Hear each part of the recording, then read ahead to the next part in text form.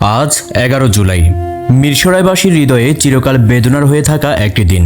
আজ থেকে ঠিক 15 বছর আগে 2011 সালের এই দিনই ঘটেছিল বাংলাদেশের ইতিহাসের অন্যতম মর্মান্তিক সড়ক দুর্ঘটনা, যা আমরা মিরসরাই ট্র্যাজেডি নামে জানি। সেদিন মিরসরাই স্টেডিয়ামে বঙ্গবন্ধু ও বঙ্গমাতা গোল্ড কাপ ফুটবল টুর্নামেন্টের ফাইনাল খেলা দেখে বাড়ি ফিরছিল একদল শিক্ষার্থী। পথে বড়তাকিয়া আবুতরাব সড়কের সৈদালি এলাকায় তাদের বহনকারী পিকআপ যানটি নিয়ন্ত্রণ হারিয়ে রাস্তার পাশের পানি ভর্তি ডোবায় পড়ে যায়। এই ভয়াবহ দুর্ঘটনায় 45 জন প্রাণ হারান। মুহূর্তের মধ্যেই আনন্দের উল্লাস পরিণত হয় অসীম শোকে। স্বাধীন বাংলাদেশের ইতিহাসে একসঙ্গে এত শিক্ষার্থীর প্রাণহানির ঘটনা এটি অন্যতম ভয়াবহ দুর্ঘটনা। আজও 11 জুলাই এলে সেই কান্না, সেই শোক আর সেই স্মৃতি নতুন করে ফিরে আসে।